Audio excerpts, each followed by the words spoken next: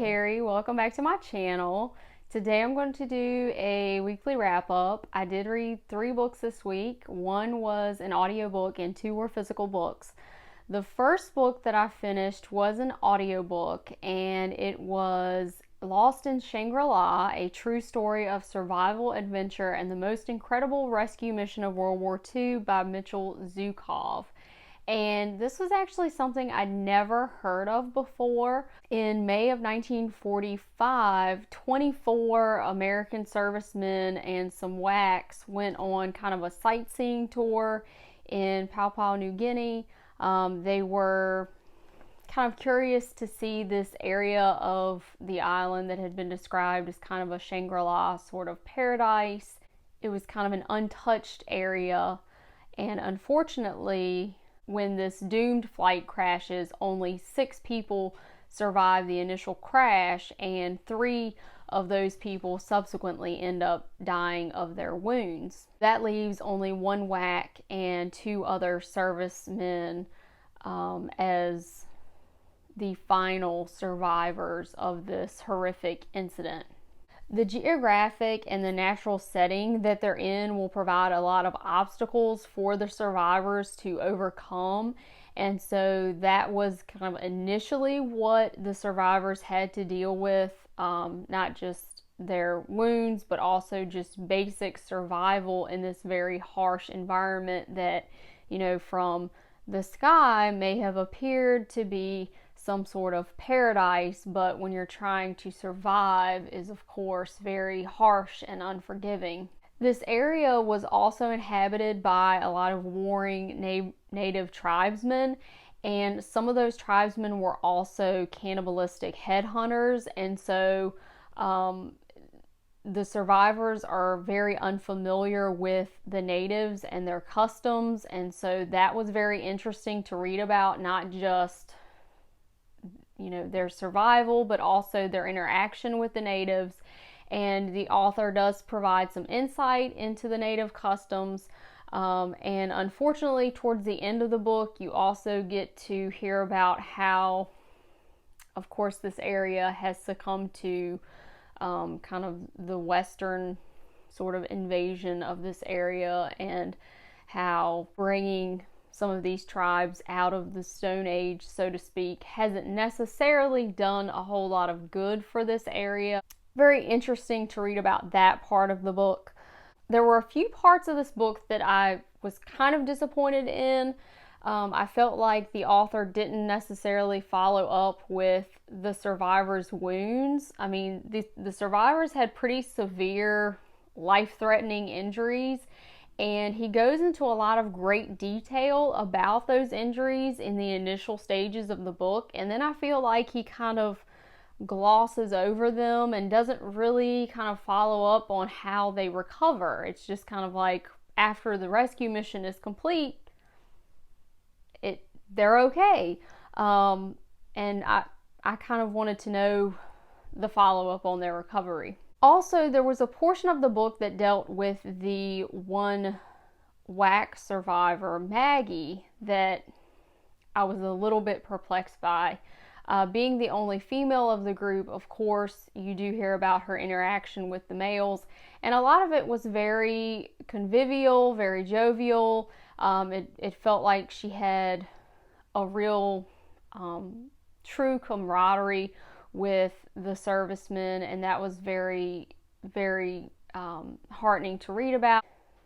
Maggie at one point in the book is kind of berated for flirting or trying to seduce some of the paratroopers who are part of the rescue mission, and I don't know, I thought that part of the book was a little bit odd, considering, this is a woman who is, for most of the book, in severe pain, and I find it hard to believe that that was kind of a one-way street, so to speak, and I don't know, the author's treatment of that situation was just kind of strange to me. It didn't make the book any less enjoyable for me. I just thought it was a strange part to the book.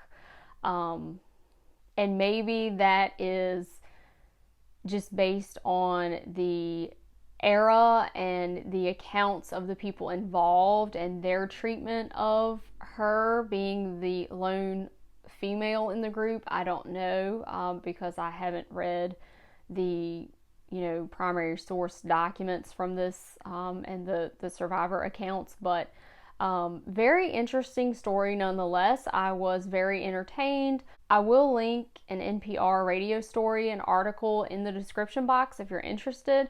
I think that article pretty much covers a lot of what the book covers. Obviously, the book goes into a lot more detail. The rescue mission is pretty incredible because of the terrain, how inaccessible the jungle is where they are located.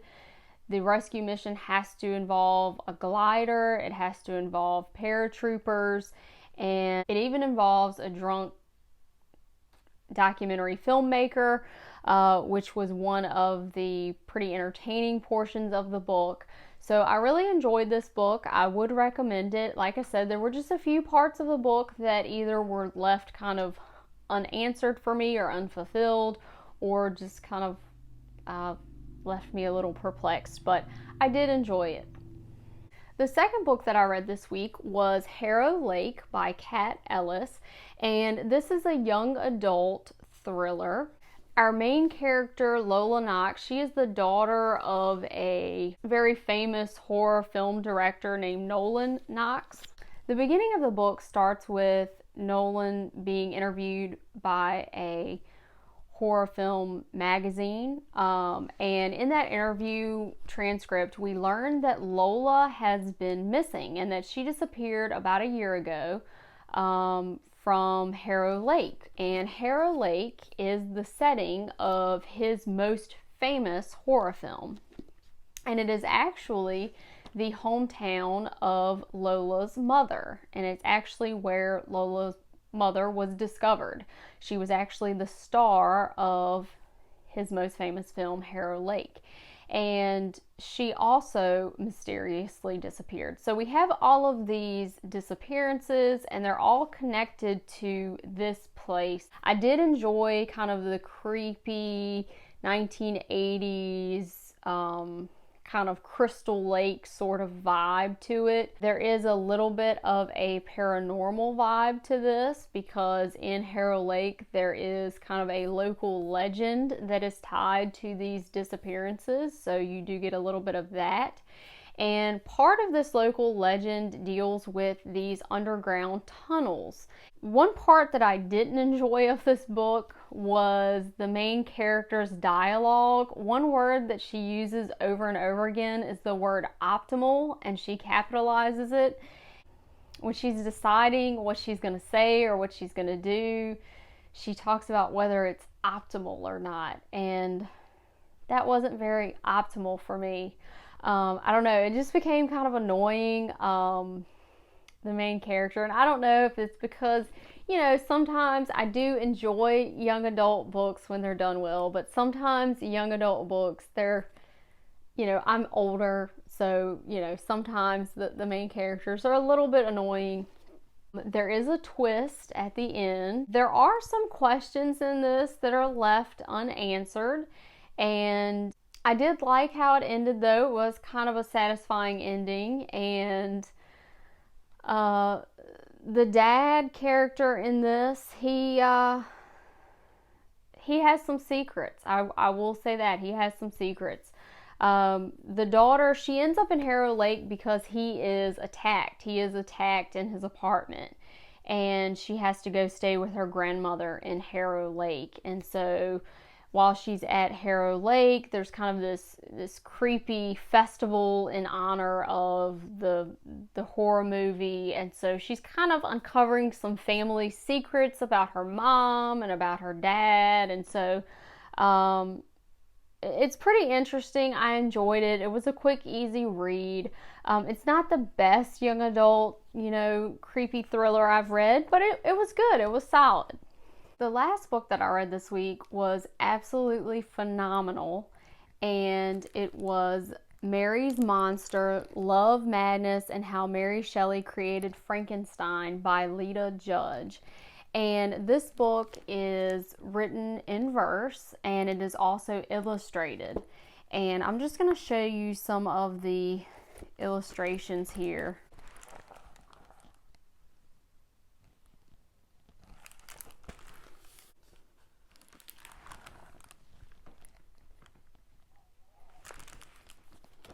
What the author of this book did is she spent a summer reading the handwritten journals of Mary Shelley, and she decided that she wanted to write a biography of Mary Shelley. And as you read this, a lot of the poems are dated, and so this is definitely a work of nonfiction. In the back of this book, you will notice there's a pretty extensive bibliography. There are actually end notes for each part, which I was pretty excited to see. I was fairly ignorant of Mary Shelley's background. I did know that Mary Shelley's mother was the feminist Mary Wollstonecraft. I did know that her father was a writer, and obviously I knew that she ended up marrying the poet Percy Shelley, but other than that, I didn't know a whole lot about her. This definitely puts a new perspective on the monster in Frankenstein, because the amount of grief and pain that Mary Shelley experienced in her life is truly astounding. She was a mother who had lost children. She also lost her sister to suicide, and she had never actually met her mother. She also was in an abusive relationship, which this book pretty clearly portrays. And I definitely think that impacted her creation of Frankenstein. And I think she sees herself in the monster in Frankenstein, quite frankly. I wasn't aware that Mary Shelley was essentially in exile from her family. She had been cast out by her father for her relationship with Percy Shelley, and for the most part of their relationship, they were on the run. And a lot of the places that they go to in Europe at the time, they were kind of experiencing a little bit of a mini ice age, it sounds like, and this cold, desolate, grief-stricken place that Mary Shelley was at personally is most definitely reflected in the story Frankenstein. And this made me want to reread Frankenstein, which is one of my favorite books anyway, but I can't say enough great things about this book. It is technically meant for young adult, but I do think that adults would appreciate this book for sure.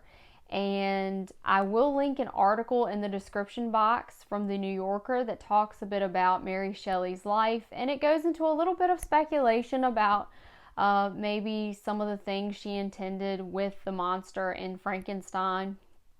So of course, that's kind of up for debate, because no one can truly say what her intentions were.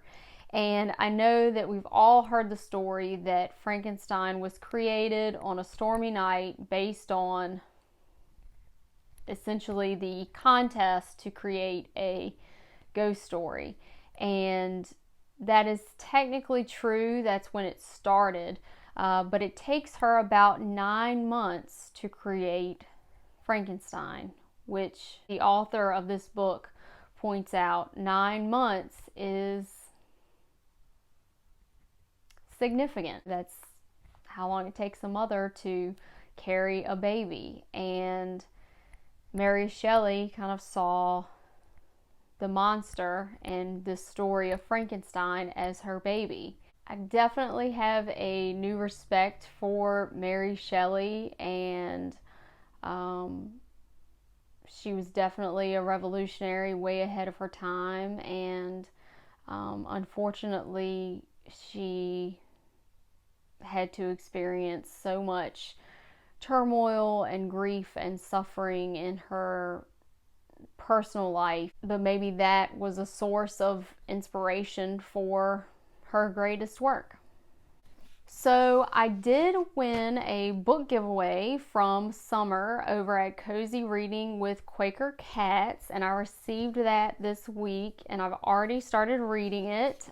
It is The Revolution of Marina M by Janet Fitch, and I am loving it so far. I'm only 60 pages in, and it's about 800 pages. So next week's weekly wrap up might be pretty skimpy because I don't know if I'll finish this, and I don't know how much else I'll read because I'm pretty heavy into this. But this is set during the Russian Revolution, during World War One, and it is great. I'm actually on a sleigh ride right now in this, and we might actually get some snow here this week, so kind of perfect timing with that. So let me know what you guys are reading this week. I hope you're having a good reading week. I hope you're having a good day, and shoot me a comment if you've read any of the things that I talked about this week. Hopefully I'll see you in my next video. Thanks, guys.